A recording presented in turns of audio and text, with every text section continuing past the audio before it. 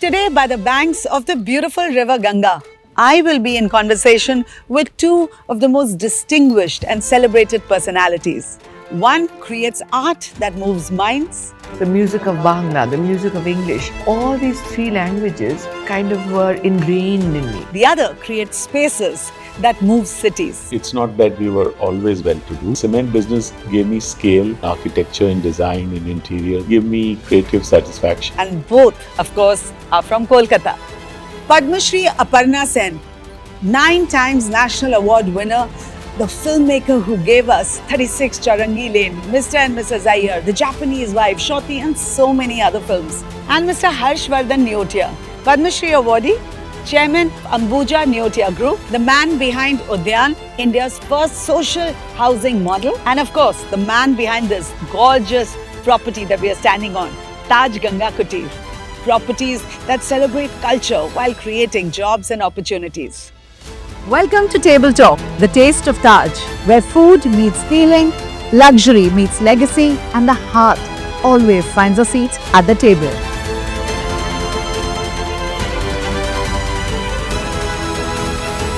Such a special moment. And Harshavardhan ji, I want to start by thanking you for inviting me to this absolutely surreal place. I mean, at the cost of being dramatic, I have to tell you that I have felt that I'm sitting in the lap of God and enjoying the dance of life. The way you and the Taj magically brought together people, conversations, art, music, you witnessed to that. It was so thoughtfully curated that actually it made me realize yet again that hospitality doesn't have to be loud, doesn't have to be ostentatious. It can be subtle, it can be elegant and yet so meaningful. And it has to have a river in the background. It has to have a river in the background and that makes it all the more magical. Honored to have all the people who have agreed to come and join us. Yeah, it's been wonderful. It really has been. Yeah, and for me, what is a true privilege is to be sitting across you, ma'am, because I mean, your contribution to Indian cinema just goes beyond films. You have literally shaped the emotional and moral vocabulary of storytelling, and especially for women. You know, you've done it with so much courage, so much disdain, and I have to add extraordinary honesty. And the way she has portrayed women has impressed me so much that I named my daughter Poroma, which is after her film. I was so honored. I was so honored. And now seeing Poroma in the flesh, I mean, I made a film called Poroma, named a fictitious character Poroma. Now seeing the real life Poroma produced by Madhu and Harsh, I was so impressed. No, and that's really a tribute to her because the way she looked at a woman, so complete, independent, and not really the way we see the archetypal woman in Indian context. I instinctively said, and you know, we are not a Bengali family. And this is probably the first time we have a Bengali name to a child in the family. I was so impressed with that approach and that sensitivity that she's Aparna Sen, but she's Reena Di to us. Yes, I heard everybody calling you Reena Di, and I actually meant to ask you before this I started. think I'm going to be christened Reena Di Sen now. I guess you enjoy that name more. Actually, I identify more with Reena Di than with really? Aparna. Aparna is nice. It was a name that was used more in school than anywhere else. Even in college, I became Reena somehow. All my friends call me Reena. Oh, wow. And Harshji, is it okay if I call you Harshji? No, call me Harsh. Every time I would type your name also, it would be like, okay, let me copy and paste this name because it's quite long. Yeah. So when you called him Harsh, I said, okay, But let it's me a very take. fitting name. Goes with his towering personality, as I must add. Now, Harshji, truly, your influence can be seen across worlds. I mean, real estate, healthcare, property, culture. It's so much, and yet you wear your influence so lightly. I genuinely feel that you're a true institution builder. And, you know, your body of work reflects that deep sense of responsibility. In fact, sitting here at the Taj Ganga Kutir, I think this is also a beautiful reflection of your philosophy. So I don't know whether it's my philosophy or my circumstances. I was born and brought up in a family that was a joint family. All members of the joint family were deeply involved with the arts, not necessarily just art as in painting, literature, music, philosophy, spirituality. So I kind of grew up in that milieu, and much as I would as a young child want to run away from that because I want to be with my friends playing. But in those days, you never said no to your parents. So they said, we have some guests coming home, so please stay. And we stayed. And then we would often get bored, me and my sister, with what was going on, but we sat through it. And I'm sure that in some way it osmotically kind of penetrated. Yeah. And I think a lot that now kind of gets expressed is something that happened very, very quietly, silently, almost without being tutored about it, because that's what I saw around me.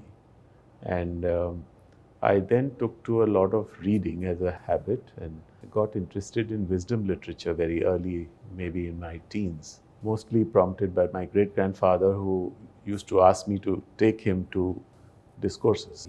Those days there was no mobile phone, so he would say, "Mujhe gaadi kaise bulaunga? You please hold my hand, I'm too old, you know." So he kind of nudged me to do that, which I did as a duty of a great-grandson to my great-grandfather. But little did I know that he was kind of nudging me to kind of look at this kind of literature. So that got me interested. I did fall out to sleep many times. Did you? Yes, of course, because it was too heavy for a teenager to take in. Most of them were in Hindi, the discourses. And Hindi was our second language, I'm embarrassed to say that. But What was the first? English, yeah. Shuddh Hindi was not so easy to follow, and that too on spirituality. So it was like a little tough. But then when he took us to listen to some discourses in English, it suddenly resonated. Then I started reading a lot about it. So one of the things that I kind of learned from that is that nimit, or incidental. It's really, there's a cosmic dance, and you do your little bit just like you play your act, and then some things happen. And with that approach, I have tried to do whatever little. And I think a lot of things just fall in place, not because you did anything special, but just because you let the forces play their role. Wow. It's amazing to hear that, because I got married into my family that I did. They were followers of Swami Chinmayananda. Yes. He's So- one of my great inspirations. He's been home, as a matter of fact, before I was married. So when I got married, my father-in-law created a system. I had never heard of him. I'm a Sardarni. You know, I've gone to the Gurudwara and I've had a very ritualistic approach to God. Then when I got married, I learned the spiritual side of it. And my father-in-law, what he used to do is, at 4:30 in the evening, he had the system. So those days there were DVD players. So वो स्वामी जी का DVD लगा देते थे. And we would listen to it from 4:15 to about 5. And I used to have a notebook and I used to write.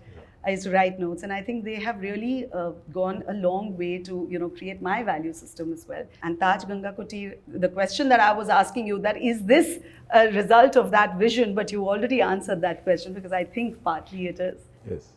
Our family has also been deeply drawn to the river Ganga.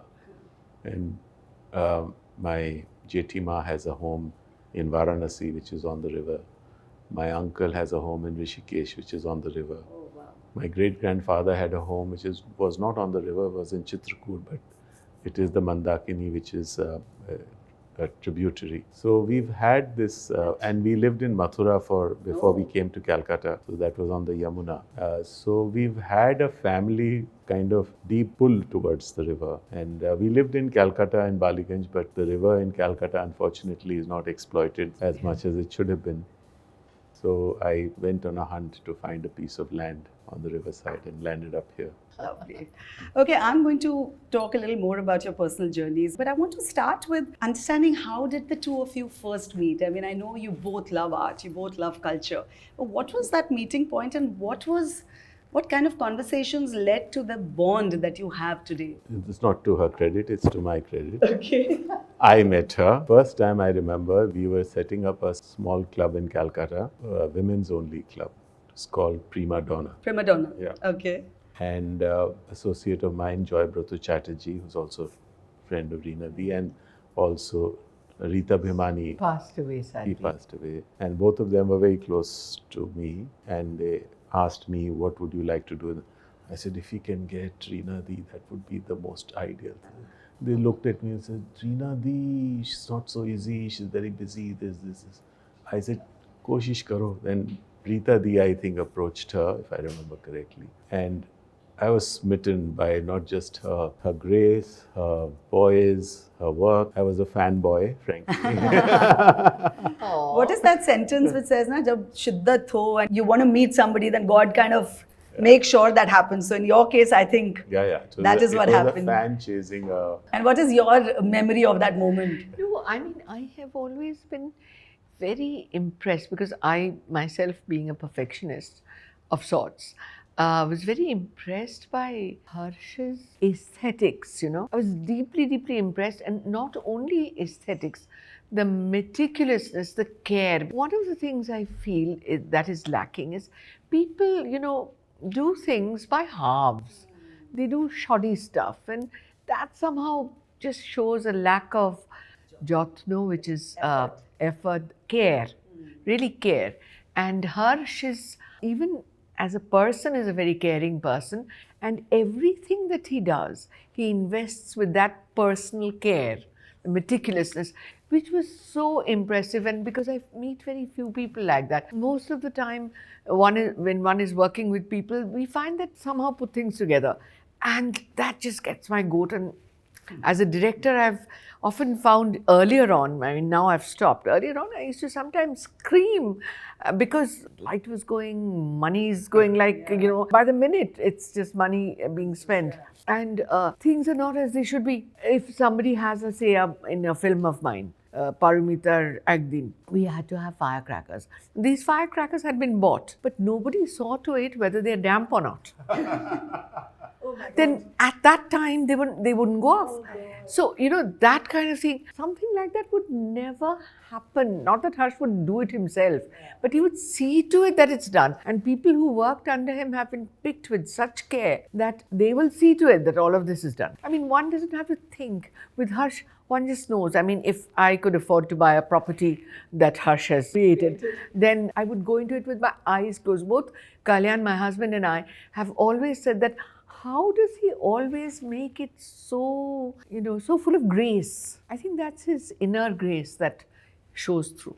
Yeah, I think I would agree with her. I must add here that not only you, your entire family has that sense of warmth and attention to detail. आप believe नहीं करेंगे, कल you had to go for an urgent visit. I promise you, your family, the way they looked after everybody, even though it is very, very difficult to not miss someone like you, but I think they made it a point that your absence was not felt.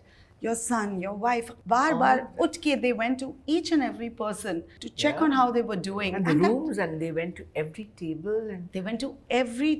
And you did talk about joint family initially, and I want to talk a little more about that. You know, that's what happens with table talk. हमारी conversation जिस तरह से planned होती है, वो पूरा उल्टा चले जाता है. But I think that's the beauty about spontaneous conversations. Okay, but my director is telling me I have to stop because we can't carry on without food. So let's take a break. Let the food come, otherwise the chefs are going to beat me up. All right.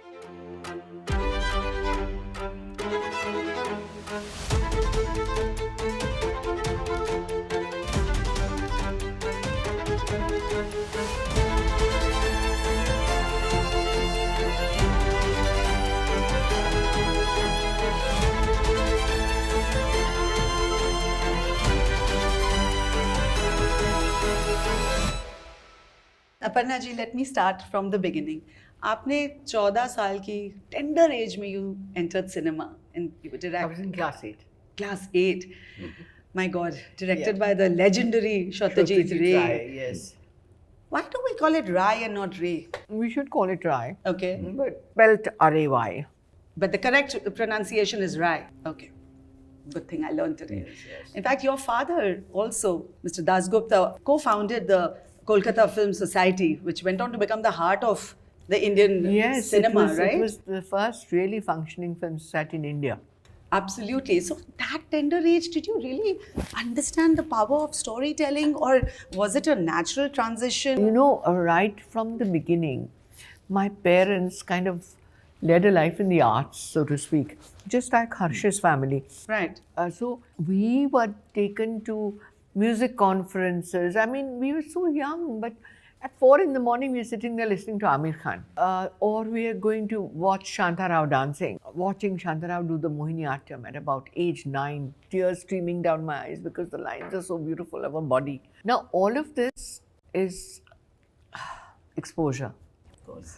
And what happens is, it prepares your eye, your gaze, your aesthetics, without you even knowing it. As Harsh just now said, a kind of process of osmosis, really. So we were doing that, and we were watching these films. We were not allowed to watch any commercial movies at that time. No commercial Bengali movies. No Shuchitra Sen Uttam Kumar for us. Achha. We felt That very was a rule, is it? we felt very deprived, very deprived, because in school everybody used to talk about that, but we were not allowed to. But why? Because my parents thought that I think this is where their taste is being formed, and this is where they really need exposure to the best of cinema, the best of art, the best of music, best of everything. So they didn't want to pollute your mind. They didn't want to, I can think, they can watch it later. How interesting. So that, I think the upbringing also led to who you became eventually. I have to tell you about this anecdote. Please. Where I think my film Paramita Ragin was being shown, and my father was invited on stage to say a few words about me or the film. And he said, I have nothing to do with the film, I'm just the producer of the director. But, that is true. Apart from the biological, physiological sense, it's actually also true metaphorically, in the sense that it was really my mother and my father, these two people, along with some childhood influences like Satyajit Ray or Utpal Dutt and so on, who really, and my parents' home was like the French salons that used to be there, where everybody would gather, intellectuals would gather, and people would talk about art, music, literature, whatever. And the thing is that we were never asked to go away. We were always welcome there. We were allowed to participate in the conversation or listen. This was a really wonderful exposure for us. I think that kind of set the tone of who you are, what you want to be, what you like, what you don't like. It just sets the tone for you. I so agree. And I think the same thing must have happened with you, because your amazing father, he had so many achievements besides philanthropy. He co-founded Ambuja Cement. You also had the front row seat, which was witnessing how businesses were made, how decisions were made. So what were your early life lessons that had a deep imprint in the kind of leader you became? There was a fundamental difference between the way Reena's atmosphere. In her case, it was all very talented individuals who were nurturing other talents. In our case, it was more patronage. We were not directly like writers, or thankfully my daughter is a filmmaker now, but that's so many generations later. Fundamentally, we were in business. Our identity was that of business. But our interests, our sense of aesthetics, our sense of culture were derived from people like them who graced our homes. So we were more, I would say, enablers than really doers in the art field. Right. And we were... That's so important. We were able to create opportunities at our home for soirees, for baithaks, for intellectual discussions, for addas. My father were 3 brothers and I was the only son. Okay. So I was kind of virtually all 3 of them. Thought of you as a son.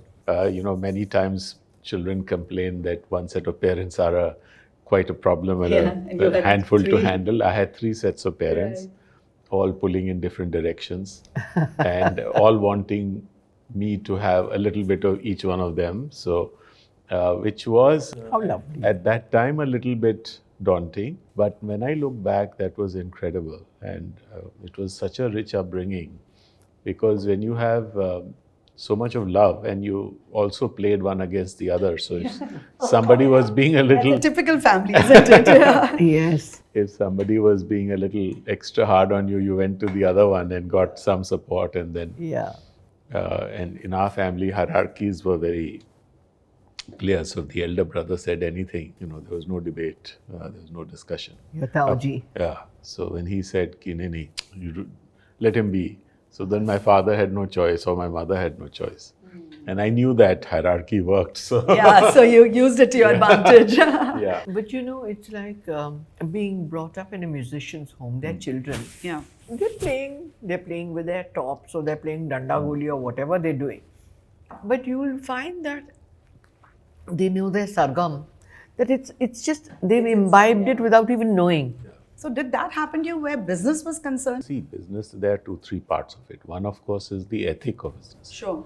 The other, of course, is the strategy, the tactics, and then these are all contextual to time and to the kind of business. So, for instance, none of the businesses that I do today were ever done by my father I believe so. or uncle. So naturally, they couldn't guide me on the specific of that business. But those core ethic, those So there were values, two core things business that values. kind of what was driven. One was the ethic of hard work. I saw them getting up at 5 in the morning, and they were relentlessly traveling. They were working extremely hard. A lot of the men folk in my home, we had very little time with because they were busy, but we got a lot of their quality, but not of their physical time. And it's not that we were always well-to-do. I mean, we were never uncomfortable. Sure. But we had our periods when we were not. So I saw the struggle. I saw it when I was growing up. And so one of the learnings I had was the work ethic of hard work. The other was the ethic of integrity. Okay. Very, very often repeated by my grandparents and my father and uncle. देखो बेटा, जवान दे दिया, तो पूरा करना है. पूरा करना है. So it's not about कि लिखा क्या है, नहीं है. It's about the intent. And if you have that intent and the other person has accepted that intent, then you should live up to that. How wonderful. But then strategies and business processes, all the businesses I do today, I didn't inherit that as a fundamental format. I inherited the respect they had. I inherited their love, their goodwill. I also got a lot of financial support to do my work.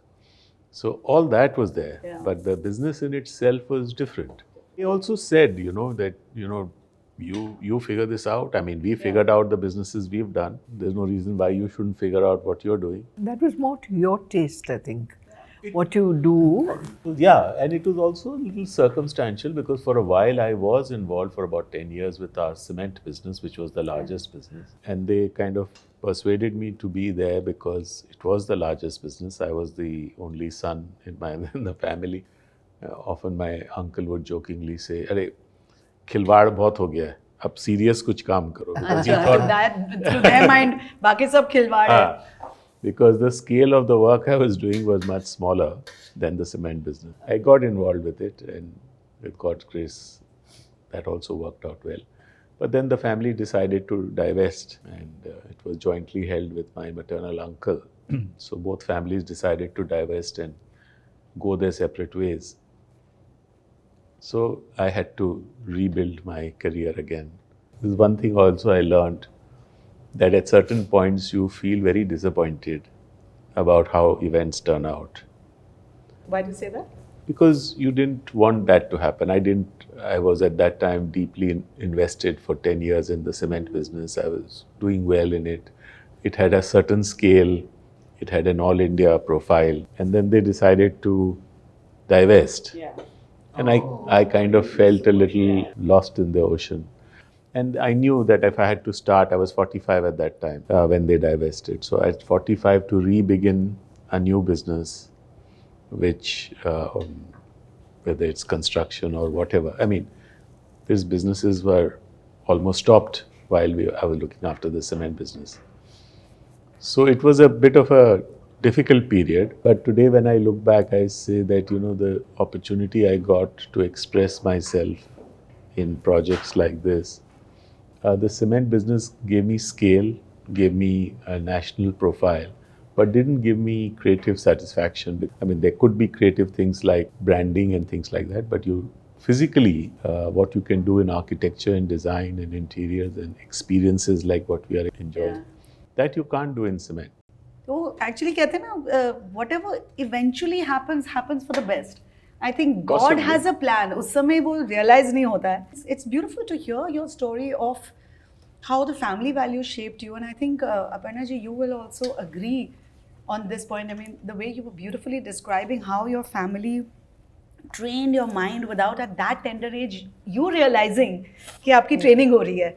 I think family plays such an important role, and आज की date में nuclear families are becoming a thing. I mean, you won't believe it. When I got married to my husband, it's a funny thing. You know, usually लोगों के tick box होते हैं कि मेरा husband ऐसा होना चाहिए. He should be this. He should have this. My tick box was about my in-laws. I was like, my in-laws have to be very good-looking first, shallow person that I am. They have to be very cultured. And I have to fall in love with them because I wanted to live with them. Okay. So that was my condition, that I am going to be a part of a joint family. Oh. And you won't believe How it. nice. I got that, and by God's grace, today it's been 23 years. We all Yeah. live together. How And you know, like I can be here working, and my son is well looked after. Even though he's 18, he's pampered by his dadi, like the way you were saying things about your family. I think it's really important to have these conversations today about how important family is and how important it is to instill the right kind of values in your children. Just take us a little bit through your, family journey.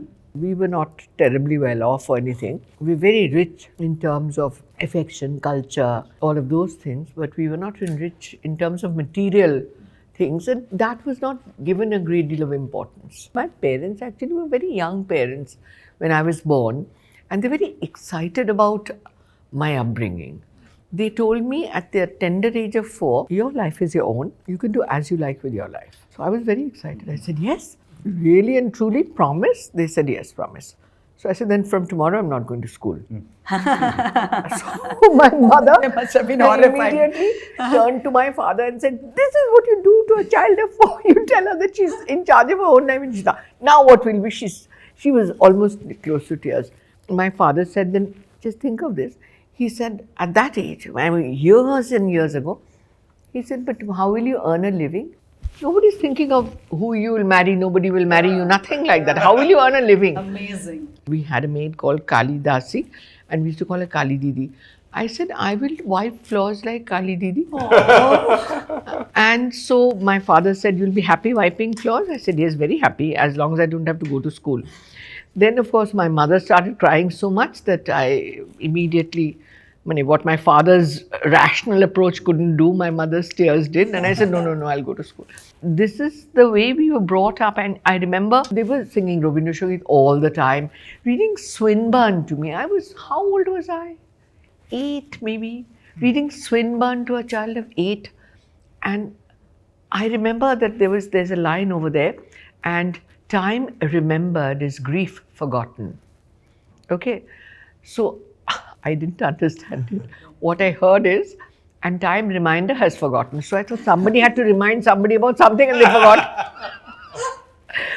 And now I think, my God, what an interpretation of Swinburne. But what happened, Amrita, is that the music of the language, I mean, my first language was Bangla. They insisted on that. But I went to an English medium school, and my father would talk to me in English. We had to talk in English in school all the time. And also Sanskrit, I remember I was very bad at Sanskrit. Then they got a tutor who was very good. And then I became very good at it, and I got a prize. I got Meghdootam. And my father and I used to sit, and he would read Meghdootam to me. And to this day, I remember some of the verses. This was Sanskrit and the music of Sanskrit, the music of Bangla, the music of English. All these 3 languages kind of were ingrained in me. I have to tell you that my family wasn't religious at all. My mother was a believer. She had her own personal God. My father was not a believer. That translated into a kind of intellectual honesty, a moral kind of living, honest moral living without a belief in God. How interesting. Yeah, because when I asked him about God, and he said, how can I tell you about something that I myself don't know? You have to find out for yourself. I happen to be an atheist, or at best an agnostic, but that doesn't stop me from being ethical, moral, all of that, You have to have that strength.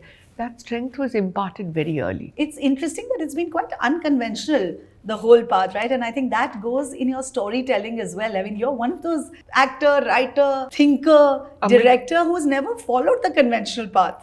That's because at no stage, we were never given ever to think undermined or constrained because we were females. The 3 daughters that they had. And the confidence that was given, because of so much praise for anything that we did that was good, there was always praise. There was always love. There was very few rules. We were not asked to study. Nobody said you have to come first or you have to come second, you have to come within the first 5. Nothing like that. The only thing was by 8 o'clock or by 7 o'clock, whatever, I've forgotten now, you have to be at your desk. Do what you do, your homework if you like, read a book if you like, whatever. No comic books. No comic books. Imagine those days, the only distraction was comic books. Because what they said was that Amar Chitra Katha and all, we were not allowed. The reason is my father, and I did the same with my daughters, tried to, is that they said that Mahabharat, to start with, if it's all illustrated for you, then you have a picture of what Ravan should look like. You have a picture of what Ram should look like, what Sita should look like. Ramayana, in Mahabharata, same goes, for Draupadi and the Pandavas and all that. What about your own imagination? I think what Reena Ji says is also true in our home. I mean, my parents would have been happy for us to do well in studies. Yeah. There was no pressure. No pressure. Really? But sir, उस ज़माने में इतना ज़्यादा पढ़ाई का pressure था भी नहीं. I think now we put a lot more pressure on studies, on performance, excellence. But they don't enjoy their childhood as a result. I agree, but we also have to move with the times, right? I mean, I hear you both speak and in my head it's going on that how much I literally torture my son. I need the grades, and he's a footballer. I feel, for instance, my grandson, one of my grandsons, very good chess player. अगर मेरी बात चलती, so I would have let him follow his dream. You run a risk that you're neglecting your studies, you're learning chess, and if you're not good at chess, then what happens? You can't safeguard against everything in the world. If you follow your passion, success, I think, is a byproduct. I'll ask you that because you actually followed your passion. Is it a risk that one can take? My son is a crazy footballer. My husband is a crazy footballer. And I always told him that let him play football. Ghar hai, sab kuch hai. He's not going to be on the road if he doesn't make it. Let him follow his passion. And he was like, what happens if he breaks his leg? Then what happens? Why do you want to take such a big risk in life? Let sport just be something that builds his character.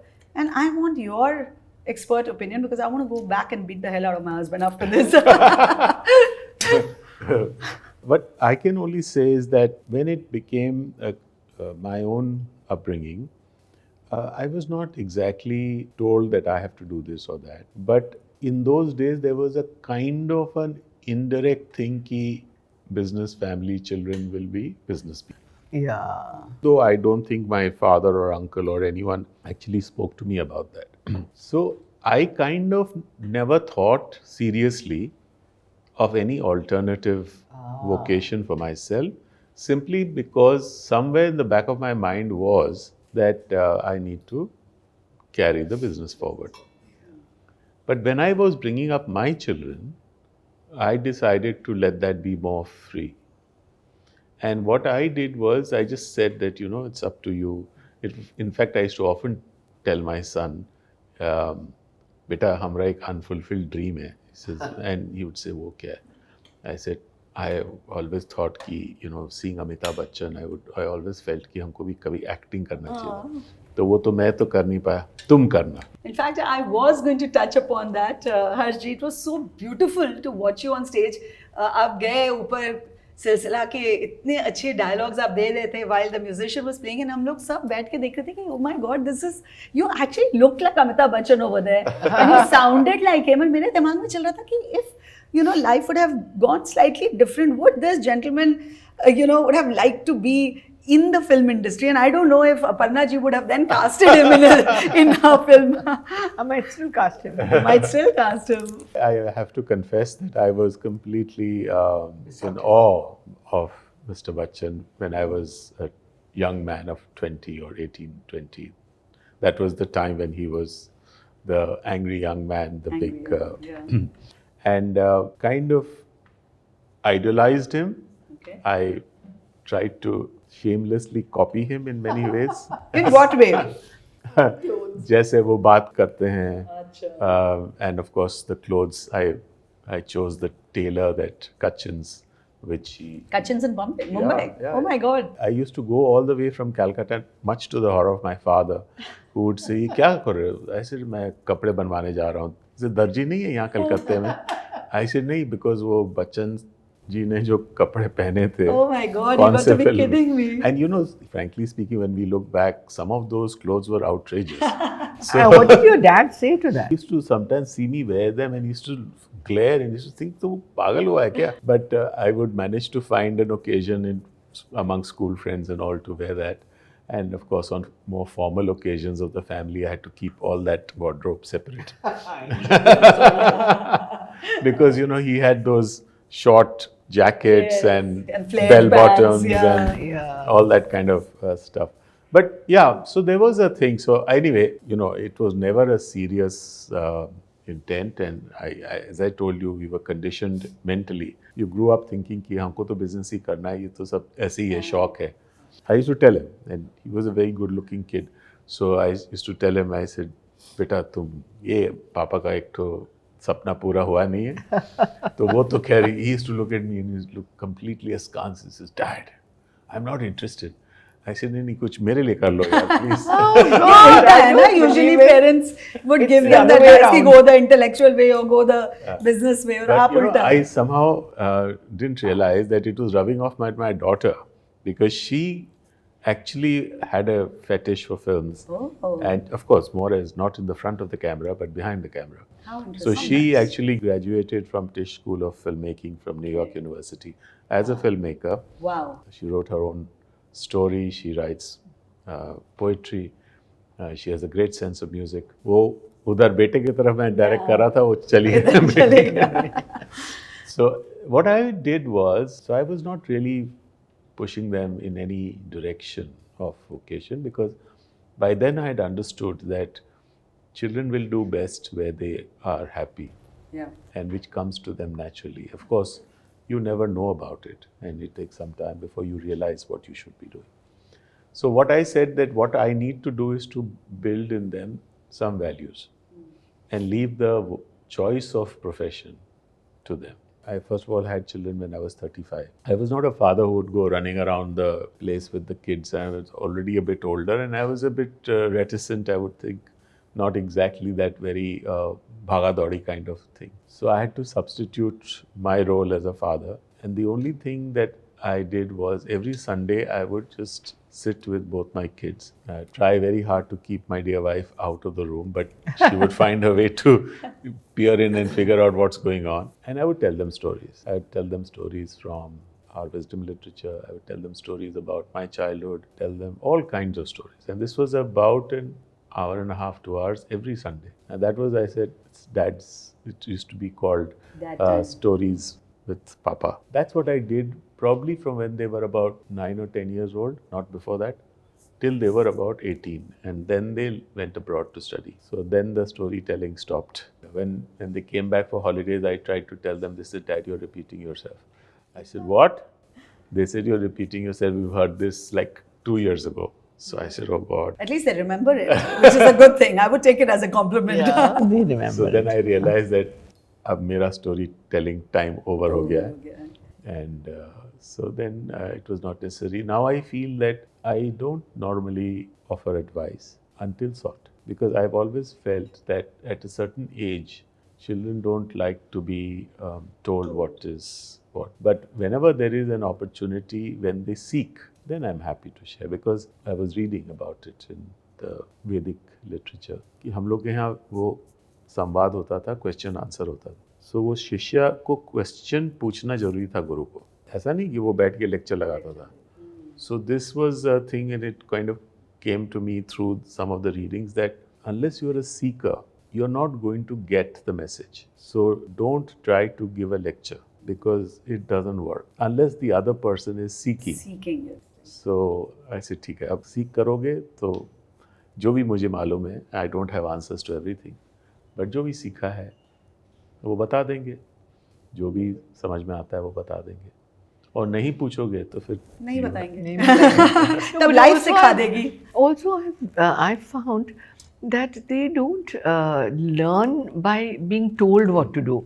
They actually learn by example. They're actually watching you. All of their lives, you are their idealized. You have to, in fact, tell my daughters, please, I'm holding myself up as a warning, not as an example. No, don't make the... regardless, they say that we actually followed your example. I mean, my daughter, I was so delighted, the elder one, Kamalini, whose name is Dona, she said, I was a very negligent mother. I was just, always, she said, Ma, you were like a wild child. And that was so wonderful because from that we learned how to live. Wow. You never know actually what effect it's having on them. And Kokona keeps saying, I've learned from the best, I've learned from the best. But I don't think I've ever taught them anything.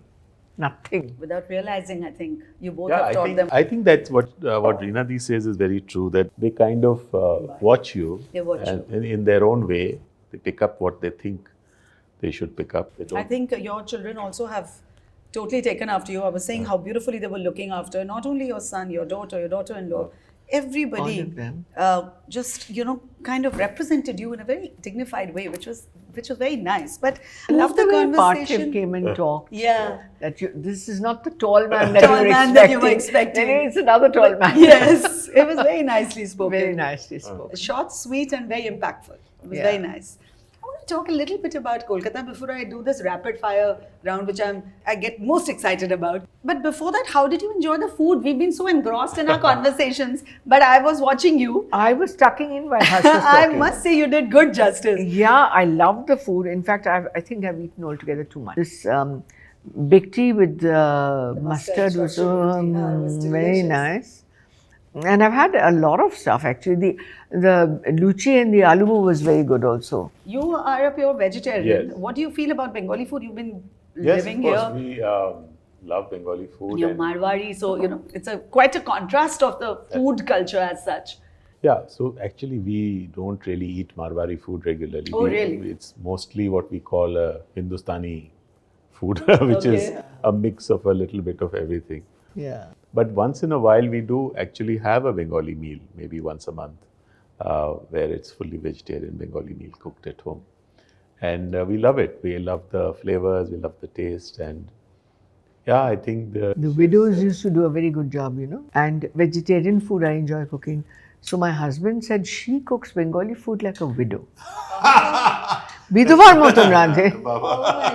I enjoy cooking a lot.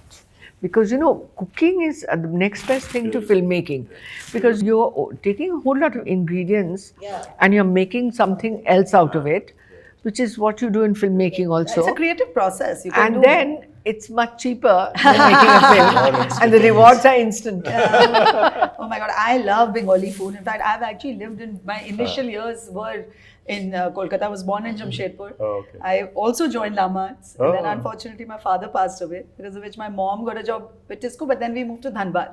But I've had a lot of Bengali influence in my life. So मुझे तो कभी भी आप बांग्ला खाना दे दो. Unfortunately, I feel it is a bit underrated. The recognition that Bengali food should get, the kind of subtlety of flavors it has, Yeah, and the I kick it has, know. I think it deserves a much bigger place in the world, not just our country. cuisine, In yes, fact, of the last world. night here at the Taj Ganga Kutir, the food that they served was Bengali food presented like a Michelin star restaurant, and it was so well done, because my first reaction was, oh my God, Bengali food aise so beautifully plated when I can't eat with my hand. But the shukto and rice was Yeah, amazing. it's delicious. Each and every course left a Yeah, lasting impact. very So nice.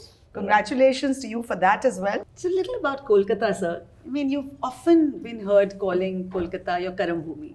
For you, Kolkata, the spirit of Bengal has been, My Janam Bhumi and Karam Bhumi, both. and it shows in your films. Yes. And most of your films, are deeply rooted in Bengal. How do you think the scene in Bengal has changed? What do you think Bengal is still holding on to, especially in particular Kolkata? And what do you think it's losing? I will extend that conversation to even Bengali cinema. I feel Kolkata, I'm not talking about all of Bengal, but Kolkata, there was an eccentricity about it, which I think it has lost in some measure. The Anglo-Indians have all gone. There were Armenians, Jews, Anglo-Indians, all kinds of people living in Calcutta. It was a very cosmopolitan culture, and there was no kind of, there was religiosity, yes, there were temples and Kalighat and all of that. And the tarpans that used to happen, wonderful, I mean, by the side of the Ganga, all of that was there. But there was also a very healthy spirit of atheism, healthy spirit of argumentativeness. You know, people were arguing. They would. I remember our youth when we were in Presidency College, sitting there most of the time, skipping classes, and actually sitting at the coffee house, and actually really having it out about Vietnam and America's role and terrible role in Vietnam. How we were deeply concerned about that, concerned about China and Mao Zedong and all of that. I mean, so I think they still are. I mean, Calcuttans are still very, very involved with world politics. As today Anubhav was saying, it was very funny that we are worried about what's happening in Venezuela, not so much about what's happening in Kolkata. But what is happening in Kolkata? I mean, even you've not been one of those who, left the city to expand. You've stayed deeply rooted here. You've created such spaces which, actually reflect your philosophy. Is it been to protect the economic strength of Kolkata or to regain the confidence back in Kolkata? So, we don't necessarily work with a sense of clarity. You do a lot of things intuitively, emotionally, and you respond as a human being to what you think. Now, one of the things that I have long felt, and I think Rinadi too, is that those of us who had the privilege of being born here, brought up here, we have absorbed from this milieu. We need to contribute to lift what is probably not as good as some other parts of the country. So I've always felt deeply about the fact that we're not seen as having developed enough and, that kind of thing. Though I don't personally feel that we should be judged like that. Because if you take, say, Europe, I mean, India is like states which are different, very different from each other. We are tied in with a certain cultural unity, but there's a lot of diversity. Of course. And there, if you see each country in Europe has a very different approach. The French people think very differently than the Germans. And the French doesn't want to become a German. And the Germans don't want to become French people. I think what has happened is that we tend to measure a lot of Calcutta in the context of certain other states which have progressed economically, which maybe because those people who live there have that as a very driving force of their life, whereas maybe here there is a sense of more culture, more argumentation, more trying to understand different aspects of life, and probably a little less in the sheer pursuit of commerce. So I feel that, we need to celebrate this diversity. But what I find different about Calcutta, and you have to understand that I speak from a great love of the city. I mean, like Lawrence Turrell's poem, "You are the city and the city is you." I am Calcutta. Earlier, old Zamindar family, he collected old antique ink pots for no other. He was not even having an exhibition or showing it off or having it published anywhere or anything. He just collected them because he liked old ink pots. There's a certain eccentricity about that. Now it's all got to do with money. That has changed. It's bound to happen because the world has become more materialistic, which is not necessarily a bad thing, mind you, because that also, I mean, you have to generate money. There's no other way to But live. I think both of you are truly living examples of people who've made the money. I find that word very, very small when I talk to people like you. But since you brought it up, you have made the money, you have made the mark, but you've not let go of your ethics, your integrity, I your haven't value really system. made money, but I have had success. For us, yes. you're one of the most richest I have had a personalities measure of we all success. look up to. But as I said, I think the same goes for Harsh, that you follow your passion. Money or success is a byproduct. In reality, there's a very beautiful Indian concept. You can only pursue Saraswati. Lakshmi, usually वो आलता की वो जो लाल पाँव होते हैं ना, वो they put it in the home. Yeah. It is that the Lakshmi comes. You can't bring her in. She comes at her wish, and she's chanchal. So she comes at her wish and she leaves at her wish. But what you can invite to your home is Saraswati. Wow. And retain. And retain her, because she is willing to be wooed and welcomed if you pursue her. Means if you pursue knowledge. And then even when you pray to goddess Kali or Durga, Parvati, whichever manifestation we look at, it is to give you emotional strength, it's to give you a sense of equanimity, it's giving you the sense of courage. So that is also something that you can expect to happen in your life by following some of those ideals.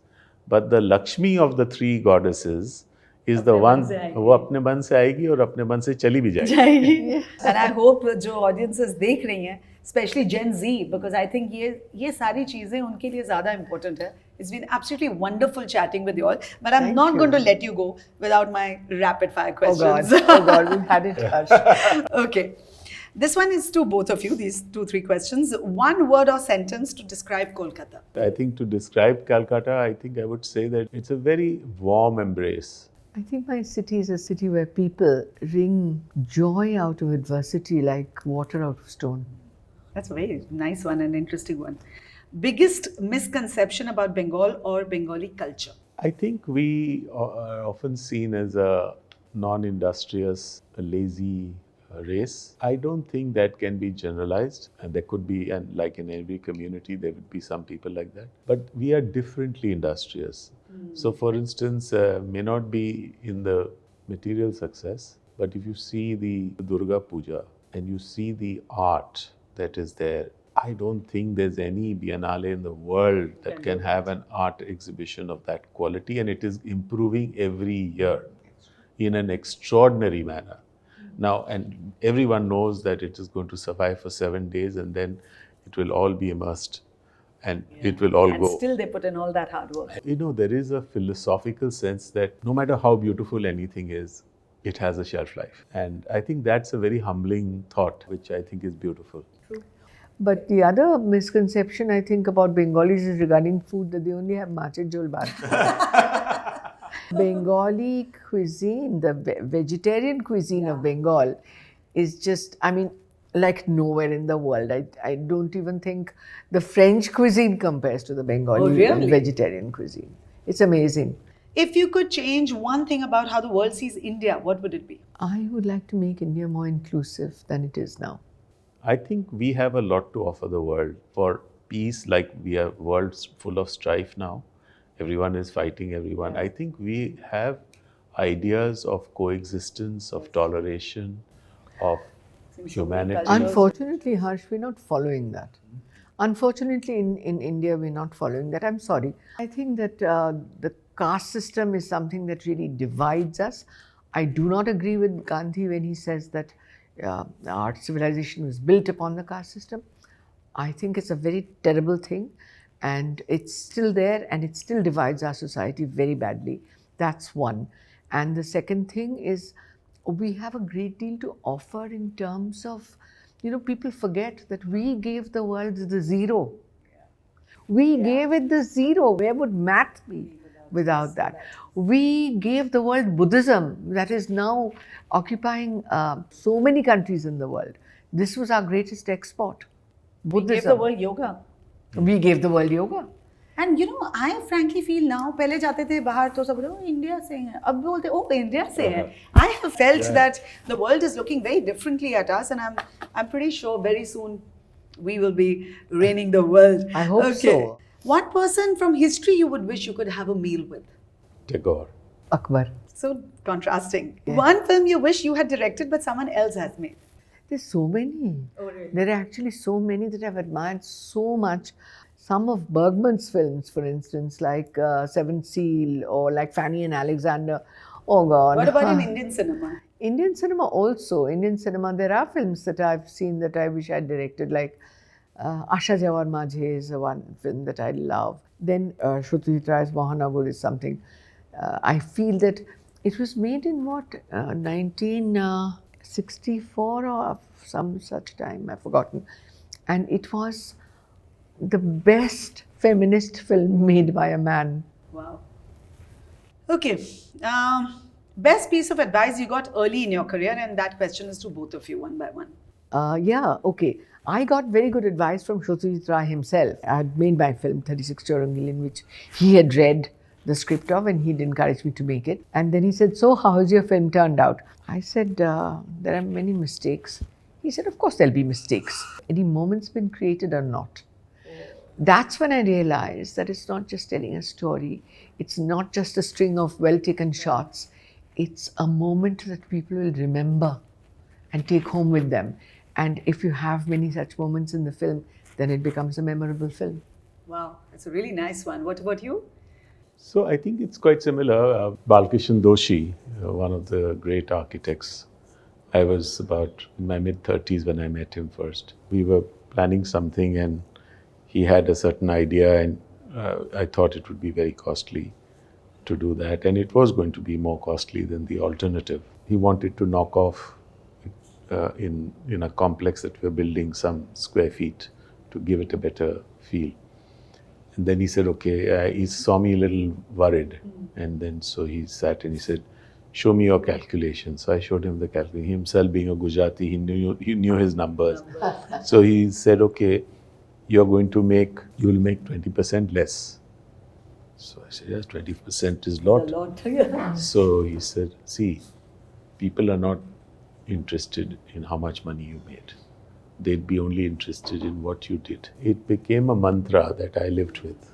And I have tried to remember that every time I plan to do something, that are we doing what we think is right? Are you following your and vision? everything else, yeah, and your vision.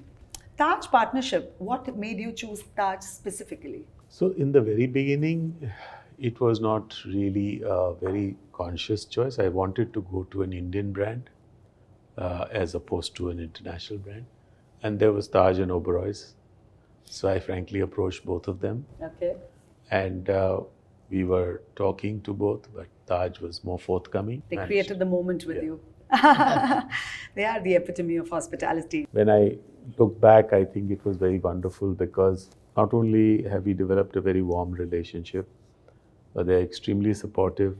They allow me the freedom to design the hotels the way I want. And they are happy to do what they do best, which is to run it and manage it. And I think the partnership is now there's a lot of mutual respect and trust, which is very wonderful. Brilliant. Okay, last couple of ones. Kolkata street food you can't live without. I would have said puchka at one time, but no longer. No. But basically puchka. Puchka. Huh. What about you? Jhalmuri for me because every evening without fail, at least 5 days a week, at around 5 or 6 in the evening, just outside my office, man will go there at about 5:30 and get me one. Abhi Abhi, har din. But another thing is when peanuts are being roasted whole, That and the divine smell, and then you break it and they give you the little jhalnoon with it, the hade, and you take it with the tip of your tongue. That's lovely. Bengali crew there, उनके मुंह से पानी निकल रहा है. Just listening to that, It's and I'm lovely. going back to my. I love that. It is just delicious. freshly roasted Yeah. peanuts. Yes. I do a lot of Bengali recipes on my YouTube channel also, just because I have that connect. One Bengali tradition you hope never changes. being argumentative. Good one. Yes, Good I one. agree with You that. agree with Actually, I that. agree with that. Totally. Also, there is a certain, among Bengalis, and they've retained that in Bangladesh a lot, the what we call atithyota, I mean, welcoming the guest. This is very Bengali. I mean, I think it's a very Indian culture. हमारे It is very पंजाबियों में Indian, भी ना अतिथि, I'm Hindu में अतिथि देवो भव is a. that is true. Yeah, that I is think true. all Indians have I think a big heart. we've just imbibed the Bengali way. Yeah, that's true. Okay, so at this stage of your life, the last one, what do you value the most? Kindness. You? Yeah, I think it is generosity and kindness. I think there's nothing more powerful than kindness Yeah. as a human virtue. Yeah. Because I feel that the world is so much grieved and so much hurt for various reasons that any act of kindness really makes a lot of difference to people. And of course, being generous to each person's own capacity. What I find most attractive about the two of you is giving me the opportunity to sit across this table and have this wonderful conversation. Thank you. I thank Ma We Ganga had a to- wonderful time too. She really made this happen, and I've learned so much from you all today. It's going to stay with me, and I'm going to pass this on to my son. Change a lot of things that I've been doing. But thank you once again Thank you. for this Thank you really so much. special episode of Tech Talk. Honored. Had I the heavens embroidered cloths, enwrought with golden and silver light, the blue and the dim and the dark cloths of night and light and the half light, I would spread the cloths under your feet. But I, being poor, have only my dreams. I have spread my dreams under your feet. Tread softly, for you tread on my dreams. Oh, beautiful. Thank you. Thank you. That was truly beautiful.